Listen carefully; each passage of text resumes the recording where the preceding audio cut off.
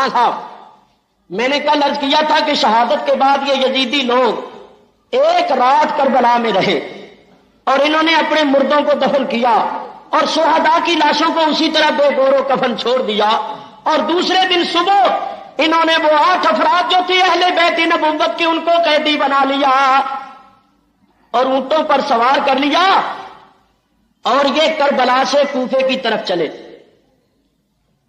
اونٹوں اور گھوڑوں پر چلتے چلتے کوفے میں یہ رات کے وقت پہنچے۔ 2 منزل تھا وہاں سے کوفہ، رات کے وقت یہ کوفے میں پہنچے۔ انہوں نے رات کے وقت گورنر کوفہ ابن زیاد کو اٹھانا مناسب نہ سمجھا کہ اس کے آرام میں خلل پیدا ہوگا۔ جو کوفے کے رہنے والے لوگ تھے وہ تو اپنے اپنے گھروں میں چلے گئے، اور جو ادھر ادھر سے آئے تھے وہ دارالعمارت کے نیچے، دارالعمارت کے قریب بیٹھ گئے، لیٹ گئے کہ رات یہاں کاٹو اور صبح ساری کاروائی ابن زیاد کے سامنے پیش کریں گے۔ امام علی مقام کا سر جو تھا وہ خولہ بن یزید ایک شخص تھا جس کے پاس تھا، تو اس نے کہا کہ چونکہ اس سر کو اپنے پاس محفوظ رکھنا یہ میری ذمہ داری ہے تو میں کسی کے سپرد کر کے نہیں جاتا بلکہ اپنے ساتھ ہی اپنے گھر لے جاتا ہوں۔ تو وہ امام علی مقام کا سر انور اپنے گھر لے گیا۔ گھر لے جا کر ایک مٹی کا برتن تھا، اس مٹی کے برتن کے نیچے اس نے امام کا سر رکھ دیا۔ مٹی کے برتن کے نیچے امام علی مقام کا سر رکھ دیا۔ اس کی بیوی نے اس سے پوچھا کہ تو کیا لایا ہے؟ اس نے کہا کہ یہ حسین بن علی کا سر ہے۔ وہ کہنے لگی کہ تیرا بیڑا غرق ہو جائے، حسین بن علی کا سر، نبی کے نواسے کا سر، اور تو نے لا کر زمین پر رکھ دیا اور اوپر مٹی کا برتن دے دیا۔ لوگ گھر میں سونا لاتے ہیں، چاندی لاتے ہیں، اور تو نبی کے نواسے کا سر لایا اور اس طرح بے ادبی اور بے حرمتی سے رکھ دیا۔ یاد رکھ میں تیرے جیسے بدبخت کے ساتھ اب رہنا نہیں چاہتی، صبح ہو جانے دے، میں تیرے گھر میں نہیں رہوں گی، چلی جاؤں گی، تیرے جیسے بدبخت کے ساتھ رہنا میں گوارا نہیں کرتی۔ تو خولہ کی بیوی یہ کہتی ہے کہ جس وقت سر اس نے زمین پر رکھا اور خود وہ تھکا ہوا تھا، آ کر لیٹ گیا اور لیٹتے ہی اس کو نیند آ گئی، تو میں نے سر کو زمین سے اٹھا کر ایک اونچی جگہ پر رکھ دیا۔ سر کو اٹھا کر اونچی جگہ رکھا اور میں ڈرتی تھی اور کانپتی تھی کہ کہیں ہمارے گھر میں اللہ کا عذاب نازل نہ ہو جائے۔ تو خولہ کی بیوی کہتی ہے کہ میں نے دیکھا کہ آسمان سے سفید رنگ کی چھوٹی چھوٹی چڑیاں آئیں، چڑیاں، اور وہ سر کے ارد گرد اڑتی تھی اور گھومتی تھی، چلی جاتی تھی اور آ جاتی تھی۔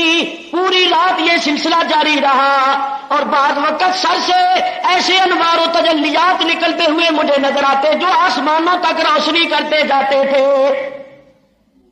غرض رات گزری، صبح ہوئی، ابن زیاد نے دربار لگایا اور یہ یزیدی ابن زیاد کے دربار میں حاضر ہوئے اور انہوں نے ساری کربلا کی کاروائی اس کے سامنے پیش کی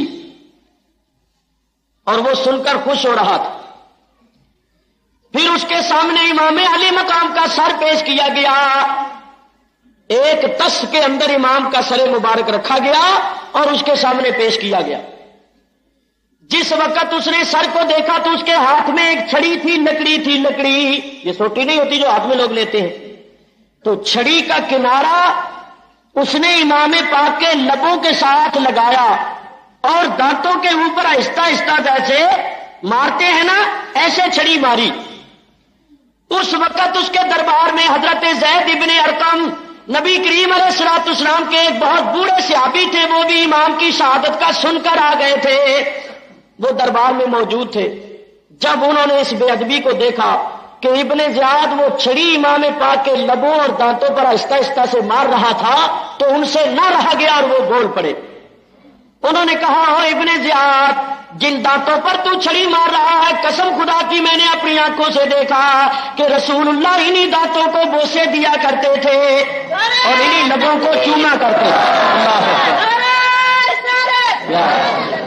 ان لبوں اور ان دانتوں ہاتھوں کو سرکار دو عالم علیہ السلام چوما کرتے تھے اور بوسے دیا کرتے تھے، اور تو یہ بے ادبی کر رہا ہے کہ ان دانتوں پر اور لبوں پر چھڑی مار رہا ہے۔ تو چونکہ بھرے دربار میں انہوں نے یہ فرمایا تھا تو ابن زیاد کو بڑا غصہ آیا اور غصے میں آ کر کہنے لگا اس بوڑھے کو باہر نکال دو، اگر یہ بوڑھا نہ ہوتا تو میں ابھی اس کی گردن مروا دیتا۔ حضرت زید نے کہا افسوس تجھ پر، میرے تو بڑھاپے کا تجھے لحاظ آ گیا اور رسول اللہ کی قرابت کا خیال نہیں آیا۔ میرے بڑھاپے کا لحاظ اور پاس تو تجھے ہے، مگر اس چیز کا لحاظ اور پاس نہیں ہے کہ یہ رسول اکرم کی آنکھوں کے تارے ہیں، رسول پاک کی اولاد ہے۔ میرے بڑھاپے کی وجہ سے تو نے مجھے چھوڑ دیا، مگر ان کو رسول کے نواسا ہونے کی وجہ سے تو نے نہیں چھوڑا۔ الغرض وہ جو اس کے خدام تھے ان نابکاروں نے حضرت زید کو دھکے مار مار کے باہر نکال دیا۔ ابن زیاد اٹھ کے کھڑا ہوا اور اس نے کھڑے ہو کر چند فخریہ کلمات کہے، کہنے لگا سب تعریف اس اللہ کے لیے ہے جس نے دشمن کو ذلیل کیا، جس نے دشمن کو شکست دی اور یزید کو فتح عطا کی۔ اس قسم کے اس نے کلمات کہے۔ جس وقت اس نے یہ کلمات کہے، حضرت سیدہ زینب فاتح خیبر کی بیٹی جو وہی قیدیوں کی حیثیت میں موجود تھی، وہ بولی اور بول کر کہا الحمدللہ الذی کرمنا بمحمد صلی اللہ علیہ وسلم وطہرنا تطہیرا۔ سب تعریف اس اللہ کے لیے ہے جس نے حضرت محمد صلی اللہ تعالی علیہ وسلم کی اولاد ہونے کی وجہ سے ہمیں مکرم بنایا، اور جس نے ہمارے حق میں آیت تطہیر نازل فرمائی اور ہماری طہارت و پاکیزگی کا اعلان فرمایا۔ تو ابن زیاد کہنے لگا تو اب بھی بولتی ہے، تو نے دیکھا نہیں کہ تیرے بھائی کا کیا حشر ہوا ہے؟ حضرت سیدہ زینب رو پڑی اور رو کر کہا او ابن زیاد وہ وقت دور نہیں ہے جبکہ میدان حشر میں ایک طرف رسول اللہ کے تو کھڑا ہوگا اور ایک طرف رسول اللہ کے ان کا نواسا حسین کھڑا ہوگا، پھر تجھے پتا چلے گا کہ ظالموں کا کیا حال ہوتا ہے، پھر ظالموں کو ان کے ظلم کا پتا چلے گا۔ وہ دن دور نہیں جبکہ میدان حشر میں تیرا اور ہمارا مقدمہ اللہ کی بارگاہ میں پیش ہونے والا ہے۔ آپ یہ فرما کر خاموش ہو گئی۔ ابن زیاد نے دیکھا تو اس کو امام زین العابدین نظر آئے، کہنے لگا یہ کون ہے؟ یزیدیوں نے کہا کہ یہ حسین کا بیٹا ہے۔ تو ابن زیاد نے کہا تم نے اس کو کیوں چھوڑا ہے، اس کو قتل کیوں نہیں کیا؟ تو کہا جی یہ بیمار تھا اور یہ ہمارے مقابلے میں نہیں آیا، اس واسطے ہم نے اس کو قتل نہیں کیا۔ اس نے کہا اس کو بھی قتل کر دو، میں نہیں چاہتا کہ ان کا ایک آدمی بھی باقی رہے۔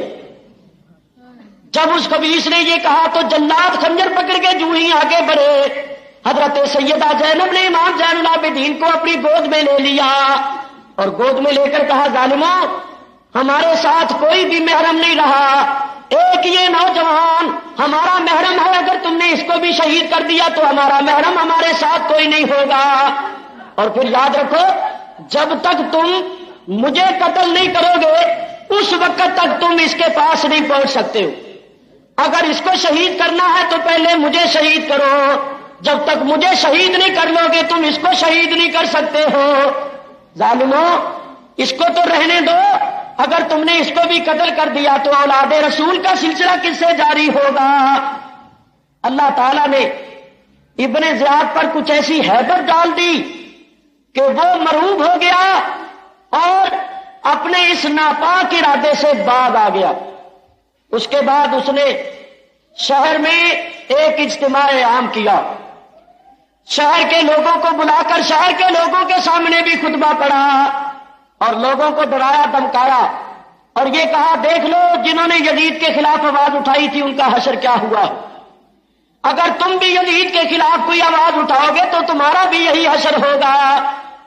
اس قسم کی اس نے باتیں کی اور پھر اس نے حکم دیا کہ ان سروں کو نیزوں کے اوپر چڑھا لیا جائے اور ان اہل بیت کے بقیہ افراد کو اونٹوں پر بٹھا لیا جائے اور کوفے کی گلیوں میں اور کوچوں میں پھرایا جائے تاکہ لوگ ان کو دیکھیں اور سبق حاصل کریں اور آئندہ یزید کے خلاف کوئی آواز اٹھانے کی جرت نہ کریں۔ ابن زیاد کے حکم سے سروں کو نیزوں کے اوپر چڑھایا گیا اور کوفے کے گلی کوچوں میں پھرایا گیا، اور ساتھ وہ مخدرات عصمت و طہارت بھی تھی جن کے دوپٹوں کو بھی کبھی غیر محرم نے نہیں دیکھا تھا۔ اب وہ اونٹوں پر بٹھا کے کوفے کی گلی کوچوں میں پھرائی جا رہی تھی۔ جس وقت کوفے میں ان کو پھرایا گیا، تو غور کے ساتھ سنو، جب کوفے میں ان کو پھرایا جا رہا تھا تو اہل کوفہ جو تھے، اہل کوفہ جنہوں نے چٹھیاں لکھ کے بلایا تھا اور جنہوں نے حضرت مسلم کے ہاتھ پر بیعت کی تھی اور جنہوں نے بڑی بڑی قسمیں کھا کے یہ یقین دلایا تھا کہ جان مال قربان کر دیں گے اور آپ کا ساتھ نہیں چھوڑیں گے اور پیچھے نہیں ہٹیں گے، جن کو اہل بیت کی محبت کا بڑا دعویٰ تھا، جو اپنے آپ کو محبان اہل بیت کہتے تھے، ان کوفے والوں نے جب سروں کو نیزوں کے اوپر اور اہل بیت نبوت کی بقیہ، اہل بیت نبوت کے بقیہ افراد کو بحیثیت قیدیوں کے اونٹوں پر گلی کوچوں میں پھرتے ہوئے دیکھا، تو وہ اپنے مکانوں کی چھتوں پر کھڑے ہو کر اور اپنے کمروں کے اندر کھڑے ہو کر روتے اور چلاتے تھے۔ جب رونے اور چلانے لگے تو حضرت سیدہ زینب نے ان کا رونا اور چلانا دیکھا تو آپ سے نہ رہا گیا، آپ نے سواری کو کھڑا کر کے فرمایا، او کوفے والوں، آج تم رو رو کے دکھاتے ہو، آج تم ماتم کر رہے ہو، رو رہے ہو، یہ تو بتاؤ کہ امام پاک کو چٹھیاں لکھنے والا کون تھا، بلانے والا کون تھا؟ اور پھر جب امام نے حضرت مسلم کو اپنا نائب بنا کے بھیجا تو پھر ان کے ہاتھ پر بیعت کرنے والا کون تھا؟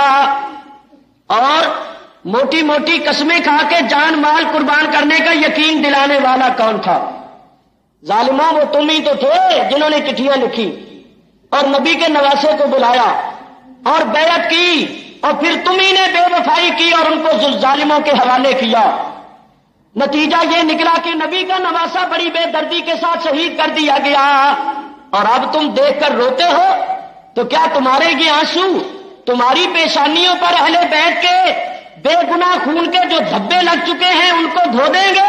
نہیں نہیں، تم قیامت تک بھی روتے رہو تو تمہاری پیشانیوں سے یہ سیاہی نہیں دھل سکتی، اور میں بد دعا کرتی ہوں کہ تم قیامت تک اسی طرح روتے پیٹتے ہی رہو، اسی طرح ہی روتے چلاتے رہو۔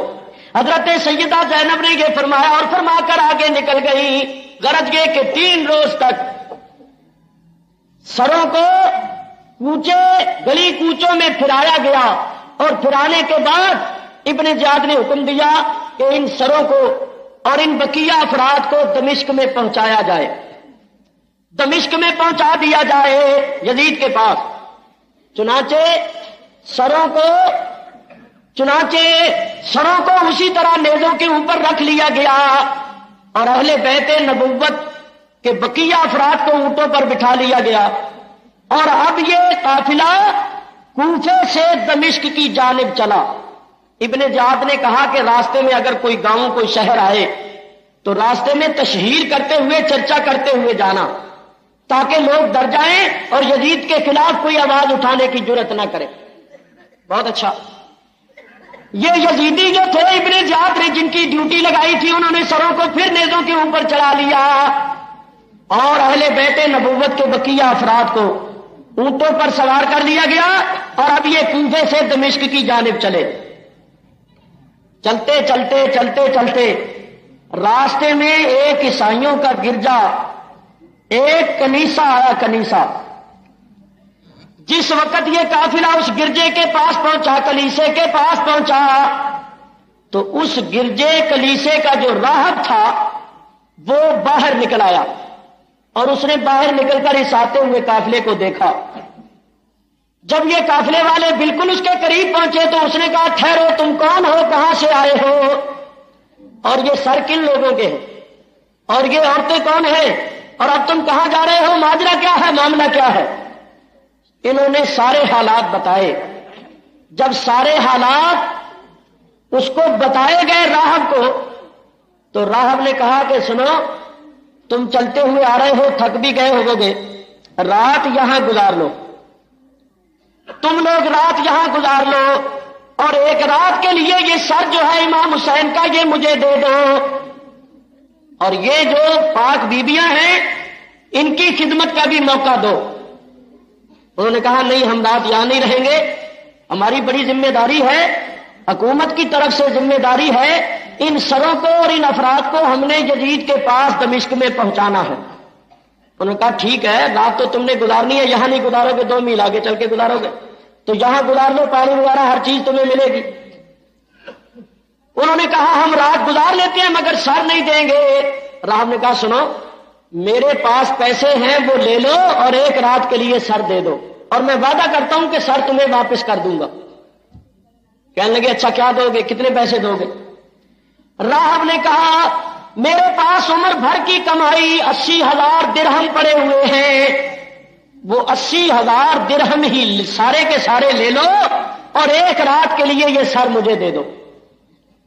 ان یزیدیوں نے خیال کیا کہ پتہ نہیں یزید کوئی انعام دے گا یا نہ دے گا، یہ 80,000 جو نقد مل رہے ہیں ان کو کیوں چھوڑتے ہو؟ 80,000 کا لفظ سن کر کہنے لگے اچھا ہمیں منظور ہے۔ 1 رات کے لیے انہوں نے سر دے دیا۔ راہب نے اپنے گرجے کے اندر ایک صاف ستھرا کمرہ جو تھا وہ مقدرات عصمت و طہارت کو پیش کیا کہ آپ لوگ یہاں رات گزارے، اور چند خدام کی ڈیوٹی لگا دی کہ ان کی خدمت کرو اور کسی قسم کی ان کو تکلیف نہ ہونے پائے۔ اہل بیت نبوت کی پاک بیویوں نے راہب سے کہا کہ راہب صاحب آپ کو ہمارے آنے کا علم کیسے ہوا اور یہ کیسے آپ کو پتا چلا؟ راہب نے کہا میں اندر بیٹھا ہوا تھا، تمہارا قافلہ ابھی میرے کلیسے سے 1 فرلانگ ہی دور تھا کہ اچانک میں نے سنا کہ میرے گرجے کے در و دیوار رونے لگ گئے۔ در و دیوار سے رونے کی آواز جو آئی تو میں نے عمر بھر میں پہلی مرتبہ ایسا دیکھا تھا، میری عمر کا یہ پہلا اتفاق ہے کہ میں نے شجر و حجر سے رونے کی آواز سنی ہے۔ تو میں باہر نکلا کے دیکھوں کون سا ایسا واقعہ ہو گیا ہے کہ در و دیوار سے رونے کی آوازیں آ رہی۔ تو باہر نکل کے میں نے دیکھا اور سارا ماجرا سنا تو مجھے یہ معلوم ہو گیا کہ یہ بہت ظلم ہوا ہے، نبی کے نواسے کو بڑے ظلم کے ساتھ جو شہید کر دیا گیا ہے، تو اس واسطے در و دیوار رو رہے ہیں۔ اور پھر راہب صاحب نے صبر کی تلقین کی اور کہا کہ اللہ کے نیک بندوں پر اس قسم کی تکلیفیں مصیبتیں پہلے بھی آئی ہیں اور آیا کرتی ہیں، اور وہ صبر و استقلال کا مظاہرہ کیا کرتے ہیں، تم بھی صبر کرو، اللہ قیامت تک تمہارا نام روشن رکھے گا۔ پاک بیویوں نے راہب صاحب کو دعائیں دیں اور راہب صاحب نے امام پاک کا سر لے لیا، 80,000 درہم ان کو دے دی۔ سر انور کو لے کر وہ عبادت خانے میں چلا گیا۔ چہرہ انور پر جو خون کے داغ دھبے وغیرہ لگ چکے تھے سب اس نے دور کیے، چہرے کو پاک صاف کیا، اور امام پاک کی زلفوں کو، سر کو، جتنا اس کے پاس عطر تھا اس نے سارا لگا دیا، جتنی خوشبو اس نے رکھی ہوئی تھی ساری لگا دی، اور ایک ریشمی کپڑا اونچی جگہ رکھ کر اس کے اوپر سر کو رکھا، اور ساری رات ادب سے کھڑا رہا اور روتا رہا۔ اس نے سر کا ادب کیا، سر کی تعظیم کی۔ صبح کے وقت اللہ تعالیٰ کی رحمت کا جلوہ دیکھو کہ بے اختیار اس کی زبان پر کلمہ توحید جاری ہو گیا۔ فجر کے وقت سر پاک کی تعظیم کرنے کے سبب سے اللہ نے اس کو دولت ایمان سے سرفراز کر دیا، بے اختیار اس کی زبان پر کلمہ طیبہ جاری ہو گیا، وہ مسلمان ہو گیا۔ گویا یوں سمجھو کہ اس نے 80,000 درہم امام پاک کے سر پاک پر قربان کیا۔ اللہ نے فرمایا تو نے دنیا کی دولت قربان کی ہے، ہم تجھے دین کی دولت دیتے۔ اللہ تو نے فانی دولت دی ہے، ہم تجھے باقی دولت دیتے ہیں۔ صبح کے وقت یہ لوگ وہاں سے چلے، 80,000 درہم لے کر تھوڑا سا آگے جو گئے تو ان یزیدیوں نے آپس میں یہ مشورہ کیا کہ ان کو بانٹ لینا چاہیے، ان درہموں کو بانٹ کے اپنے اپنے قبضے میں کر لو، اگر یزید کو پتا چل گیا تو وہ کہیں سارے خود ہی نہ ہڑپ کر لے۔ انہوں نے بانٹنے کے لیے جو بوریوں کے منہ کھولے اور ان کو زمین پر جو پلٹا تو کیا دیکھا کہ جتنے درہم تھے وہ سب کے سب ٹھیکریاں بن چکے تھے، اور ہر ٹھیکری کے دونوں طرف قرآن کی 2 آیتیں لکھی ہوئی تھیں۔ ایک طرف لکھا ہوا تھا وَسَيَعْلَمُ الَّذِينَ ظَلَمُوا أَيَّ مُنقَلَبٍ يَنقَلِبُونَ، ظلم کرنے والے ان قریب جان لیں گے کہ وہ کس کروٹ لیٹتے ہیں۔ اور دوسری طرف لکھا ہوا تھا وَلَا تَحْسَبَنَّ اللَّهَ غَافِلًا عَمَّا يَعْمَلُ الظَّالِمُونَ. ظالم جو کچھ کر رہے ہیں، ظالموں کے کردار سے اللہ کو بے خبر نہ سمجھو. اللہ تعالیٰ جانتا ہے جو کچھ یہ ظالم کر رہے ہیں، اللہ تعالیٰ کو سب کچھ معلوم ہے. دیکھیے 80,000 درہم لیے، وہ بھی ٹھیکریاں بن گئے. خسرت دنیا والآخرہ کا مصداق، نہ خدا ہی ملا، نہ مثال صنم، نہ ادھر کے رہے نہ ادھر کے رہے. دین تو پہلے ہی تباہ کر بیٹھے تھے، اب دنیا بھی ان کے ہاتھ میں نہیں آ رہی ہے. دنیا کی خاطر دین چھوڑا اور دنیا بھی ہاتھ نہ آئی. اور اگر کوئی دنیا کو چھوڑ کر دین کو اختیار کر لے تو دنیا اس کے پیچھے بھاگتی ہے. دنیا کہتی ہے جو میرے پیچھے بھاگے میں آگے آگے دوڑتی ہوں اور اس کو اپنے پیچھے بھگاتی ہوں، اور جو مجھے چھوڑ کر خدا کی طرف جاتا ہے اس کے پیچھے میں بھاگتی ہوں.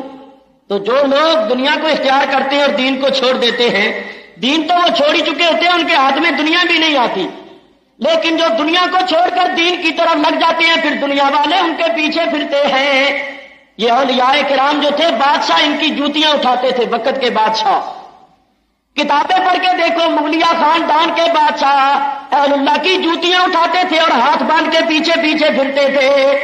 کیا بات تھی؟ وہ تو گدڑی نشین تھے، مگر دنیا کو چھوڑ کر اللہ کی طرف انہوں نے رجوع کر لیا تھا، تو دنیا کے بادشاہ ان کی جوتیاں اٹھا کے ہاتھ باندھ کے پیچھے پیچھے پھرتے تھے.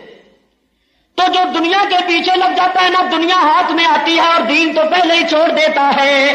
اور جو دنیا کو چھوڑ کر دین کی طرف چلتا ہے، دنیا اس کے پیچھے پیچھے دوڑتی.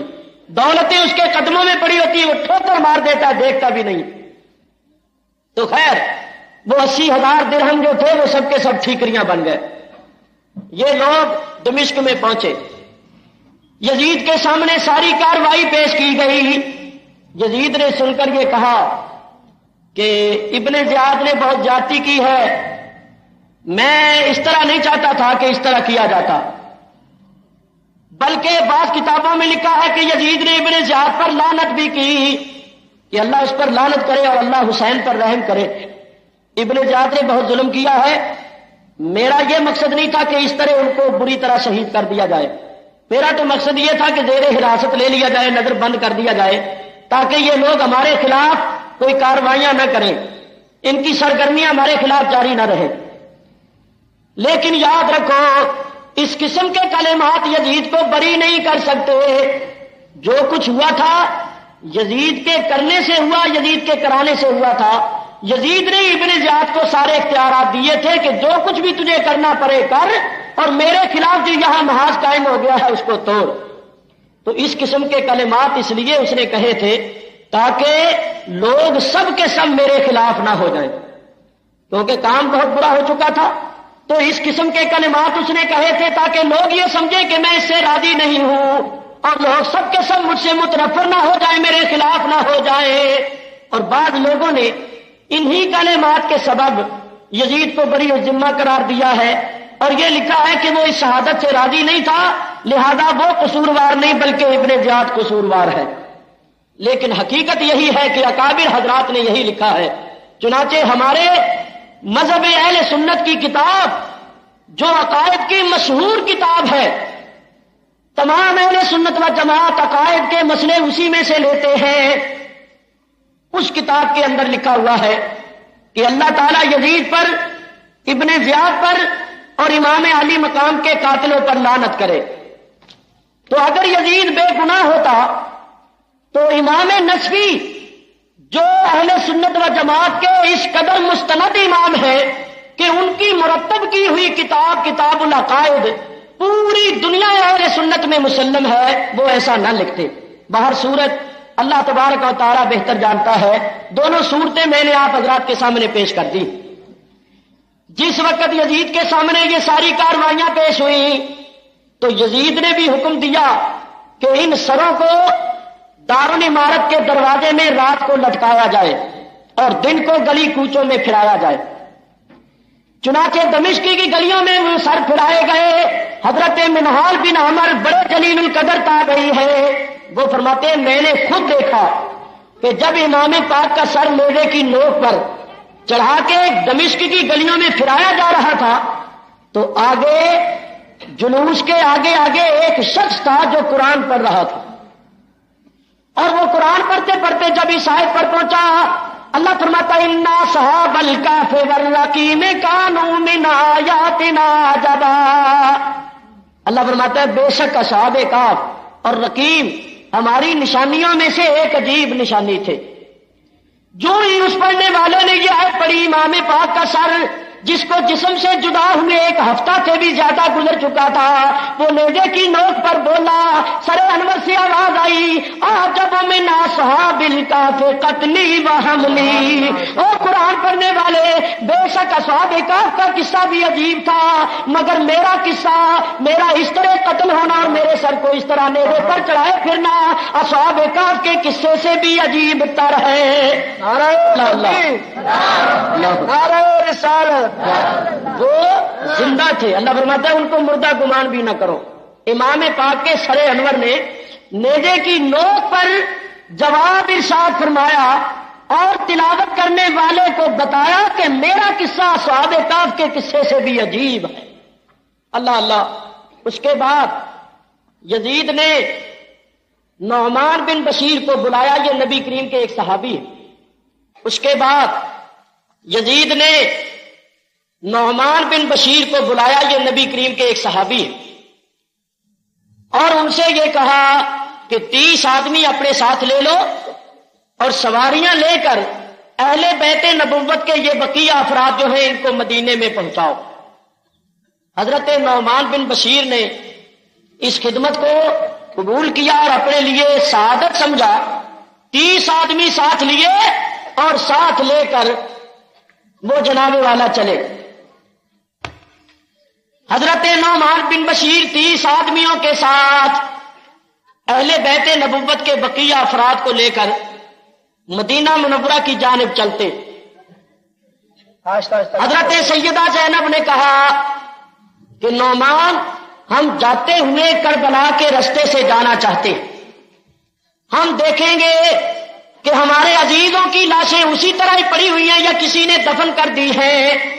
اگر اسی طرح بے گور و کفن پڑی ہوں گی تو ہم پہلے ان کو دفن کریں گے اور دفن کرنے کے بعد پھر وہاں سے جائیں گے، اور اگر کسی نے دفن کر دیا ہوگا تو کم از کم دیکھ کر ہمیں اطمینان تو ہو جائے گا۔ حضرت نعمان نے مان لیا اور یہ لوگ پھر کربلا میں پہنچے۔ حضرت سیدہ زینب نے جب اسی میدان کو دیکھا جس میدان میں ان کا بھرا گھر لٹ چکا تھا، تو پھر دیکھتے ہی بے ساختہ ان کی چیخیں نکل گئی اور وہ زاروں قطار رونے لگی، اور رو رو کر وہ کہتی تھی یہاں علی اکبر پڑا ہوا تھا، یہاں اس کے ساتھ ہی اس کا معصوم بھائی علی اصغر پڑا تھا، یہاں میرے بھائی حسین کی لاش تھی، یہاں بھائی عباس کی لاش تھی، یہاں چمنے زہرا کے جنتی پھول کھلے ہوئے تھے، یہاں ان بے دینوں نے علی اکبر کو گرایا، یہاں انہوں نے حسین کو گرایا۔ وہ آنکھوں دیکھے حالات جب بیان کرنے لگی تو اس وقت سب لوگ زارو قطار رونے لگے۔ لیکن کربلا کے قریب ہی ایک گاؤں تھا جس کا نام تھا عامریہ، وہاں کے لوگ اس واقعے کو سن کر آئے تھے اور انہوں نے شہداء کی تمام لاشوں کو دفن کر دیا تھا۔ مدینہ منورہ سے بھی ایک جماعت حضرت جابر بن عبداللہ رضی اللہ تعالیٰ عنہ جو انصاری ہیں ان کی قیادت میں کربلا میں پہنچ چکی تھی۔ مدینہ منورہ کی ایک جماعت اور اس قریہ عامریہ کے لوگ یہ سب کے سب میدان کربلا میں موجود تھے جب یہ قافلہ دمشق سے وہاں پہنچا۔ یہ قرآن کی تلاوت کر رہے تھے اور کھانے کے لیے انہوں نے حلیم پکایا ہوا تھا۔ یہ جو محرم کی راتوں میں حلیم پکایا جاتا ہے یہ ان لوگوں کی یادگار ہے۔ ایک روز یہ لوگ کربلا میں رہے، کربلا میں رہنے کے بعد یہ پھر وہاں سے چلے۔ یہ قافلہ چلتے ہوئے مدینہ منورہ پہنچا۔ مدینہ منورہ میں ان کے آنے کی خبریں پہنچ چکی تھی۔ حضرت امام حسین علیہ السلام کی بڑی بیٹی حضرت فاطمہ صغرا مدینہ منورہ میں تھی اور ان کا نکاح حضرت امام حسن کے فرزند حضرت حسن مثنیٰ سے ہو چکا تھا، اور وہ صاحب اولاد بھی تھی اور وہ اس وقت مدینہ منورہ میں تھی۔ حضرت امام علی مقام کے بھائی حضرت محمد بن حنفیہ بھی مدینے میں تھے۔ حضرت مسلم بن عقیل کی بیٹیاں اور ان کی بہنیں بھی مدینہ منورہ میں تھیں. حضور علیہ الصلوۃ والسلام کی بیوی حضرت ام سلمہ بھی مدینہ منورہ میں تھیں. تو اہل بیت نبوت کے یہ چند افراد اور مدینہ منورہ کی بیویاں اور مرد سب لوگ اس قافلے کے استقبال کے واسطے مدینے سے نکلے. مدینہ منورہ سے باہر مدینہ منورہ کے لوگ آ گئے اور ادھر سے یہ لٹا ہوا قافلہ پہنچا. حضرت فاطمہ صغرا جو امام حسین کی بیٹی تھی، انہوں نے جب لٹے ہوئے قافلے کو آتے دیکھا تو باوجود صبر اور ضبط کے وہ زاروں قطار رونے لگی. اور جب یہ قریب پہنچے تو حضرت فاطمہ صغرا رو رو کے اپنی پھوپھی سے پوچھتی تھی، پھوپھی تم ابا جان کو کہاں چھوڑ آئی؟ میرے بھائی علی اکبر کہاں چلے گئے؟ علی اصغر کو کہاں چھوڑ کر آ گئے ہو؟ میرے چچا کے بیٹے قاسم کو کہاں چھوڑ کر آ گئے ہو؟ میرے چچا عباس کہاں چلے گئے ہیں؟ سارا بھرا ہوا گھر کہاں لٹا کے آ گئے ہو؟ چمنے زہرا کا وہ لہلہاتا ہوا باغ کس مقام پر اجڑ گیا ہے؟ ظالموں نے کس مقام پر چمنے زہرا کی جنتی پھولوں کو کاٹ کر خاک و خون میں تڑپایا؟ یہ سب ایک دوسرے کو مل کر زاروں قطار رونے لگے. عورتوں کا یہ حال تھا کہ ایک دوسری سے مل کر وہ بے ہوش ہو جاتی تھی روتے روتے. لوگ صبر کی تلقین کرتے. آخر یہ لوگ پھر وہاں سے چلے اور مدینہ منورہ شہر میں داخل ہوئے. وہ حضرت سجاد بیمار عابد امام زین العابدین جو زخموں سے صدموں سے چور چور تھے اور بیمار بھی تھے، نانا جان کے روضے پر پہنچے. سب سے پہلے نانا جان کے روضے پر پہنچے اور جا کر سلام کیا. سلام کے الفاظ منہ سے نکلنے تھے کہ آنسوؤں کے دھارے بہ نکلے. اور وہ جو رکا ہوا سیلاب تھا صبر اور ضبط کا، اس کا بند ٹوٹ گیا. اور حضرت امام زین العابدین جب زاروں قطار رونے لگے اور کربلا کا آنکھوں دیکھا حال بیان کرنے لگے تو پھر کربلا کی آنکھوں دیکھے حال کو سن کر مدینہ منورہ کے در و دیوار بھی رو رہے تھے. سرکار دو عالم علیہ الصلوۃ والسلام کی قبر انور ہل رہی تھی اور سرکار فرما رہے تھے کہ زین العابدین تو میرے سامنے کیا بیان کرتا ہے؟ میں نے تو خود اپنی آنکھوں سے سارا معاملہ دیکھا. مدینہ منورہ کے لوگوں نے کہا زین العابدین یہ حالات اور واقعات ہم سے سنے نہیں جاتے، صبر کرو، جو اللہ کو منظور تھا وہ ہو گیا. حضرت ام سلمہ نبی کریم کی زوجہ محترمہ فرماتی ہیں یا تو مدینہ منورہ میں اس دن قیامت قائم ہوئی تھی جس دن رسول اکرم کی وفات ہوئی تھی، اور یا پھر مدینہ منورہ میں اس دن قیامت قائم ہوئی جس دن زین العابدین کربلا سے واپس آئے. حضرت ام سلمہ فرماتی ہیں یا تو نبی کریم کی وفات کے وقت غیب سے رونے کی آوازیں سنی گئی تھی یا امام حسین کی شہادت کے وقت غیب سے رونے کی آوازیں سنی گئی. غرض یہ لوگ روضہ رسول پر حاضری دے کے اور سارے حالات بیان کر کے اپنے گھروں میں پہنچے اور صبر و شکر کے ساتھ یہ مدینہ منورہ میں رہنے لگے. حضرت امام زین العابدین کی یہ حالت تھی کہ وہ جب کبھی پانی کو دیکھتے پھوٹ پھوٹ کر رونے لگ جاتے. فرماتے یہی وہ پانی تھا جس کو علی اصغر ترس گیا، یہی وہ پانی تھا جو علی اکبر کو نہ ملا، یہی وہ پانی تھا جو آل رسول پر بند کر دیا گیا تھا. اور جب ان کے سامنے کھانا آتا ایک دو لقمے لیتے اور فرماتے میرا دل نہیں چاہتا اس کو اٹھا لو.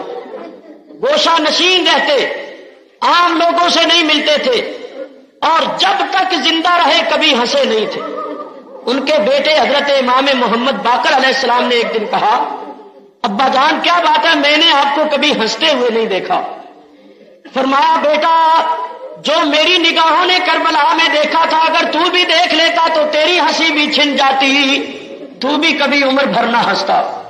بیٹا میں نے چادر تطہیر کو خاک میں رلتے ہوئے دیکھا، میں نے تصویر مصطفیٰ کو کربلا کی ریت پر بے گورو کفن پڑے ہوئے دیکھا، میں نے نبی کے نواسے کو زخموں سے چور چور کربلا کی ریت پر بے گورو کفن پڑے ہوئے دیکھا، میں نے چمنے زہرا کے جنتی پھولوں کو کٹتے ہوئے دیکھا. بیٹا جو کچھ میری آنکھوں نے کربلا میں دیکھا اگر تو بھی دیکھ لیتا تجھے بھی کبھی ہنسی نہ آتی. علماء نے لکھا ہے 5 शख्सियतें बहुत रोई हैं। एक हजरत आदम अलैहिस्सलाम जन्नत से निकलने के बाद बहुत रोए। दूसरे हजरत याह्या अलैहिस्सलाम अल्लाह के खौफ से बहुत रोए हैं। इतना रोते थे वो कि आंसू बह बह के ये उनके रुखसारे गल गए थे और बाहर से दाढ़ें नजर आनी शुरू हो गई थी। तीसरे हजरत याकूब अलैहिस्सलाम यूसुफ अलैहिस्सलाम की जुदाई में बहुत रोए हैं, आंसू बहुत बहाए हैं। चौथे हजरत सैयदा फातिमा ज़हरा खातून जन्नत रदी अल्लाह ताला अन्हा हुजूर की वफात के बाद बहुत रोई है। और 5वें इमाम ज़ैनुल आबिदीन वाक़या करबला के बाद बहुत रोए हैं। तो ये लोग सब्र शुक्र के साथ रहते थे। दूर दूर तक यजीद के जुल्म सितम की खबरें पहुंची, खुसूसन अहले मदीना और अहले मक्का यजीद से बड़े मुतनफर थे और यजीद के खिलाफ बहुत कुछ कहते थे और यजीद को यह सब कुछ खटकता था। तो उसने चंद आदमियों को भेजा कि जाओ अहले मदीना और अहले मक्का को समझाओ कि वो मेरे खिलाफ बातें न करें और मुझसे नफरत का इजहार न करें। अहले मदीना ने कहा कि वो जालिम है, फासिक व फाजिर है, उसने जुल्म किया है, हम लोग किस तरह उसके खिलाफ नफरत का इजहार न करें। चुनाचे अहले मदीना ने एक जमात दमिश्क में भेजी यजीद के हालात का जायजा लेने के लिए। उस जमात ने आकर भी यही रिपोर्ट पेश की कि यजीद के अहद में जो कुछ हो रहा है यह किसी के अहद में नहीं हुआ। लोग शराबें पी रहे हैं, ज़िना हो रहा है, यहां तक कि बहन भाइयों का निकाह आपस में हो रहा है और वो कुछ नहीं कर रहा। सब लोग यजीद के खिलाफ हो गए। फिर यजीद ने एक लश्कर जर्रार मदीना मुनव्वरा पर हमला करने के लिए भेजा कि पहले तो मदीने वालों को समझाओ, अगर वो समझ जाए तो बेहतर, नहीं तो फिर उनसे लड़ो। चुनाचे यजीदी लश्कर मदीना मुनव्वरा पर हमलावर हुआ। मदीना मुनव्वरा के नौजवान जो थे उन्होंने मुकाबले का तहिया किया कि हम मुकाबला करेंगे। कुछ लोग शहर छोड़कर पहाड़ों में जा छुपे, कुछ घरों में बैठे रहे कि ना हम मुकाबला करते हैं ना हम भागते हैं, हमें घरों में बैठे हुए कौन सताएगा। वो नौजवान जो मुकाबले के लिए डटे हुए थे, पहले तो उन्होंने यजीदी लश्कर का मुकाबला किया, लेकिन वो चंद थे तो वो यजीदी लश्कर का मुकाबला कैसे कर सकते थे। यजीदी लश्कर ने उन सबको शहीद कर दिया। जब वो नौजवान शहीद हो गए जो मुकाबले में डटे हुए थे, तो फिर यजीदी लश्कर शहर में दाखिल हुआ। तो शहर में दाखिल होकर यजीदी लश्कर ने जो कुछ मदीना मुनव्वरा में किया वो ऐसा हाल है कि जो बयान नहीं हो सकता। फिर सुनिए, यजीदी लश्कर ने 10,000 जानों को कत्ल किया। छोटे बड़े डाल के 10,000 को उन्होंने शहीद किया। 10,000 को मस्जिद नबवी में घोड़े बांधे और उन्होंने पेशाब और लिद हुजूर की मस्जिद में किया। औरतों की असमत दरी की गई, बच्चों को नेज़ों पर उछाला गया। हजरत सईद बिन मुसय्यब बड़े जलीलुल कदर ताबई हैं, वो फरमाते हैं कि मदीना मुनव्वरा में कोई आदमी उन्होंने जिंदा नहीं छोड़ा था। गलियां और बाजार लाशों के साथ भरे हुए थे, जिस घर में जाते थे अंदर लाशें ही लाशें थी। हजरत सईद फरमाते हैं कि मैं दीवाना बन के, मजनू बन के हुजूर की मस्जिद में छुप गया। जब वो लोग खून की होली खेल के मस्जिद में अपने घोड़े वोड़े खोलने के लिए आए तो उन्होंने मुझे भी देखा और कहने लगे इसको भी पकड़ो मारो। तो मैं दीवानों की तरह करने लगा। तो उन्होंने कहा कि चलो छोड़ो, ये तो कोई मस्जिद का दरवेश मालूम होता है, मस्जिद में ही रहता होगा, दीवाना सा आदमी है, छोड़ो इसको, मस्जिद में अल्लाह के घर में क्या मारते हो। तो वो मुझे छोड़कर चले गए। हजरत सईद फरमाते हैं 3 रोज तक हुजूर की मस्जिद में ना जमात हुई, ना अजान हुई, ना तकबीर हुई।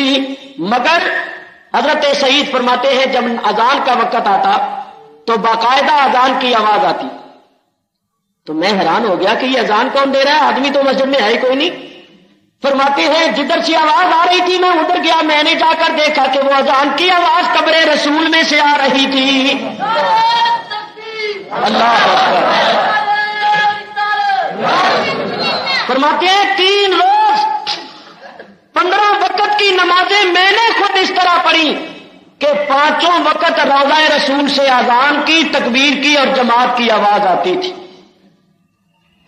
3 दिन के बाद जो लोग मदीना मुनव्वरा के पहाड़ों में जा चुके थे वो वापिस आए, उन्होंने आकर लाशों को दफन किया, घरों को साफ किया और फिर वो मदीना मुनव्वरा में रहने लगे। ये सब कुछ मदीना मुनव्वरा में यजीदी लश्कर ने किया था।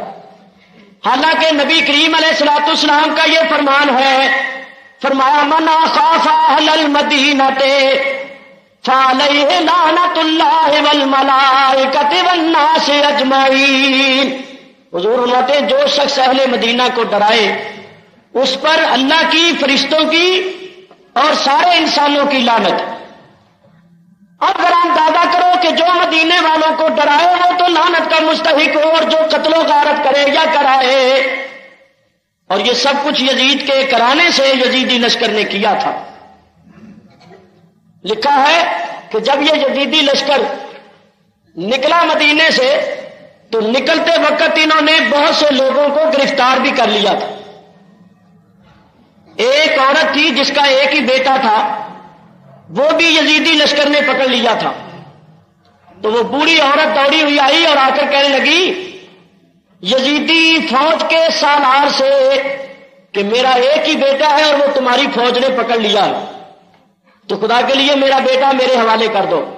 उसने कहा अच्छा ठहरो। हुक्म दिया कि इसका लड़का हाजिर किया जाए।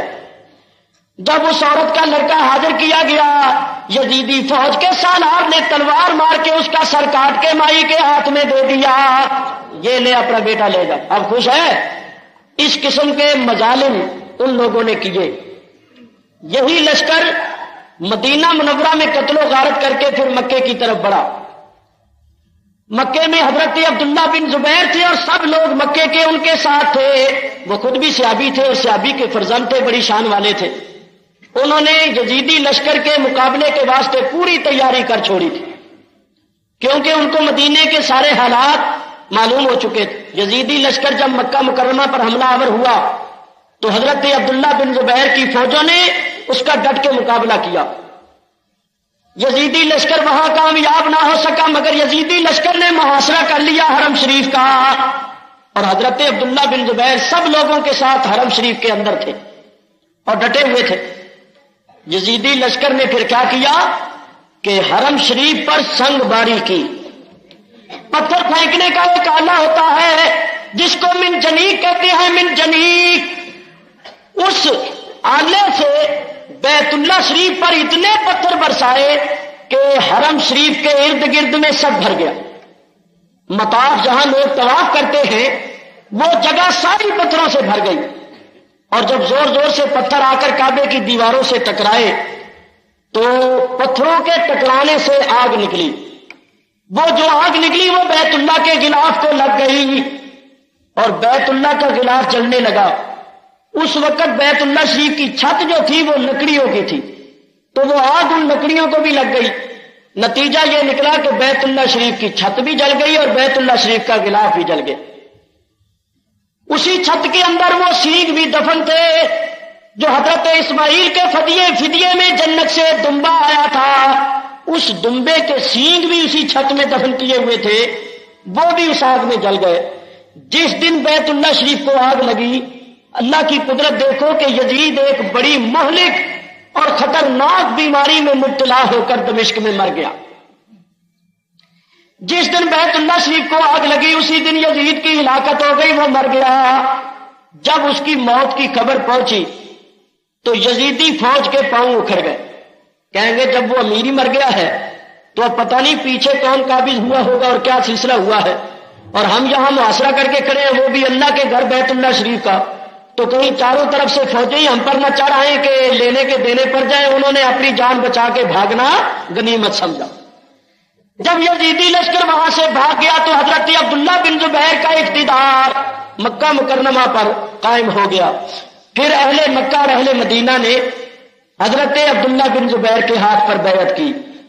इधर पीछे क्या हुआ, यजीद के मरने के बाद यजीद का एक बेटा था जिसका नाम था मुआविया असगर। वो बहुत नेक था, बड़ा परहेजगार था। लोगों ने कहा कि हम तेरे हाथ पर बैअत करते हैं। उसने कहा मैं इस काबिल नहीं कि तुम मेरे हाथ पर बैअत करो, मेरा बाप भी खलीफा बनने के काबिल नहीं था। मेरा बाप जो था उसने ज्यादती की, اس کا حق نہیں تھا کہ وہ خلیفہ بنے، حق تھا امام حسین کا، تو میرے باپ نے امام حسین کا حق دبایا اور ظلم سے ان کو شہید کروایا، اور میں پہلے ہی اپنے باپ کے انجام سے بڑا خائف ہوں، جو ہوگا اس کے ساتھ ہو جائے گا، لیکن میں اپنے آپ کو اس قابل نہیں سمجھتا کہ تم لوگ میری بیعت کرو، اگر تم نے بیعت کرنی ہے تو جا کے امام زین العابدین کی کرو۔ لوگ اس کے پیچھے پڑ گئے، وہ گھر سے ہی نہیں نکلتے تھے، چنانچہ اتفاق سے وہ بیمار ہو گئے اور 40 روز کے بعد ان کی وفات ہو گئی۔ اللہ تعالیٰ بڑا بے لحاظ ہے، نیکوں کے گھر بد اور بدوں کے گھر میں نیک پیدا کر دیتا ہے۔ اب جس وقت یزید کا بیٹا بھی انتقال کر گیا تو دمشق اور شام میں ایسا ہی حال تھا، مروان نے اس حال سے فائدہ اٹھا کے اپنی عمارت کا اعلان کر دیا۔ ادھر سے ابن زیاد بھی کوفے سے بھاگ کر اس کے ساتھ جا ملا تھا، تو دمشق اور شام میں مروان نے اپنی حکومت کا اعلان کر دیا اور لوگوں نے اس کو تسلیم کر لیا۔ یہ ابن زیاد جو تھا یہ اس کا وزیر اعظم بن گیا۔ اب مکہ مکرمہ مدینہ منورہ پر تو حضرت عبداللہ بن زبیر کی حکومت تھی، مصر و شام پر مروان کی حکومت تھی۔ کوفہ خالی تھا تو کوفے میں مختار بن عبیدہ سقفی جس کے گھر میں حضرت مسلم پہلے جا کے اترے تھے، اس نے دیکھا کہ اب موقع بڑا غنیمت ہے، تو اس نے لوگوں سے کہا، لوگوں ہم نے امام حسین کو بلایا تھا اور ہم نے بے وفائی کی اور نتیجہ ہمارے سامنے آ گیا، اب دیکھو میں امام حسین کے خون کا بدلہ لینا چاہتا ہوں تو تم لوگ میرا ساتھ دو۔ اس نے گرما گرم تقریریں کر کے اہل کوفہ میں ایک جوش بھر دیا اور سب لوگوں کو اپنے ساتھ ملا لیا، یہاں تک کہ مضافات کے لوگ بھی آ کر اس کے جھنڈے تلے جمع ہونے شروع ہو گئے، یہاں تک کہ اس نے تقریباً 70,000 افراد اپنے ساتھ ملا لیے اور وہ ان سب کا سردار بن کے بیٹھ گئے۔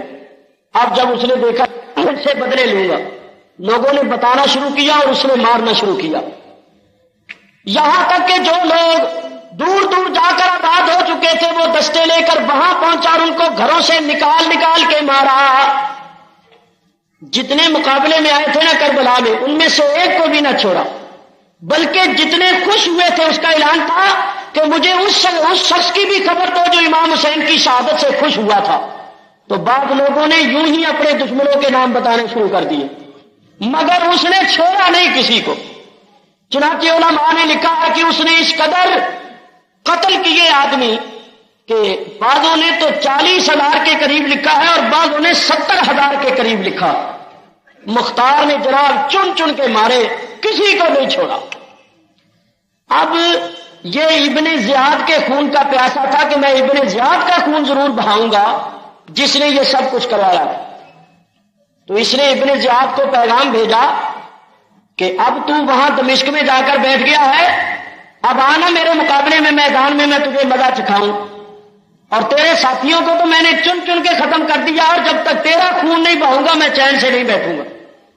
ابن زیاد کو بھی بڑا غصہ آیا، اس نے بھی لشکر اکٹھا کیا اور وہ اس کے مقابلے میں آ گیا۔ ادھر سے مختار لشکر لے کر نکلا اور ادھر سے ابن زیاد نکلا، دونوں کا مقابلہ ہوا، بڑے زور کا مقابلہ ہوا، آخر ابن زیاد کو شکست ہوئی اور مختار کو فتح۔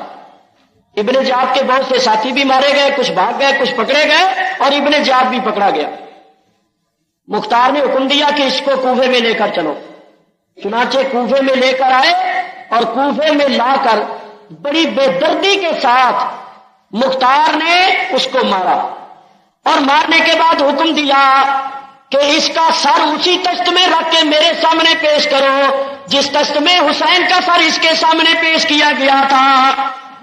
چنانچہ اتفاق دیکھیے کہ محرم کی 10ویں تاریخ کو ہی 6 سال کے بعد مختار کے سامنے ابن زیاد کا سر اسی تخت میں رکھ کر پیش کیا گیا، اور اس نے کوفے والوں کو بتایا، کوفے والوں دیکھ لو میں نے تمام دشمنوں کو مار دیا، اور یہی وہ ابن زیاد ظالم تھا جس کے سامنے حسین بن علی کا سر پیش کیا گیا تھا، اور آج تم اس کا سر میرے سامنے دیکھ رہے ہو۔ اب تو جناب لوگ اس کی تعریف کرنے لگے کہ بھئی مختار تو نے وہ کام کیا ہے جو کسی نے نہیں کیا، بلا شبہ تو نے آل رسول پر جو ظلم ہوا تھا اس کا بدلہ لے لیا ہے۔ اب جناب یہ اس قسم کی باتیں کرنے لگا کہ آہستہ آہستہ اس مختار نے نبوت کا دعویٰ کر دیا. کہنے لگا لو مجھ پر وحی آتی ہے اور میں اللہ کا نبی ہوں. وہ جتنی نیکی کی تھی ساری ختم کر دی. جس وقت اس نے نبوت کا دعویٰ کر دیا تو حضرت عبداللہ بن زبیر نے اپنے بھائی مصعب بن زبیر کو لشکر جرار دے کر اس مختار کا مقابلہ کرنے کے لیے بھیجا. یہ حضرت مصعب بن زبیر وہ ہیں جن کی شادی پھر حضرت سکینہ سے ہوئی. یہ امام حسین کے داماد ہیں اور حضرت سکینہ کے شوہر ہیں اور عبداللہ بن زبیر کے بھائی ہیں. یہ لشکر جرار لے کر آئے. حضرت مصعب بن زبیر اور مختار کے درمیان مقابلہ ہوا. مختار کو شکست ہوئی اور حضرت مصعب کو فتح حاصل ہوئی. چنانچہ اسی دارالعمارت کے اندر اسی دشت میں مختار کا سر مصعب بن زبیر کے سامنے پیش کیا گیا اور مصعب نے لوگوں کو بتایا کہ دیکھ لو یہ مختار کا سر آج تم میرے سامنے دیکھ رہے ہو. اب حضرت عبداللہ بن زبیر کی حکومت مکہ مکرمہ پر، مدینہ منورہ پر اور پورے عراق پر بھی ہو گئی تھی. ادھر مروان تھا. مروان کچھ عرصے کے بعد مر گیا اور اس کا بیٹا تھا عبد الملک. اس نے فوجوں کو السر نو منظم کیا اور حکومت کو کافی مستحکم کر لیا. جب اس نے اپنی حکومت اور اپنے لشکروں کو مستحکم اور منظم کر لیا تو اب وہ مقابلے کے لیے نکلا. ادھر سے حضرت مصعب بن زبیر بھی فوجیں لے کر نکلے.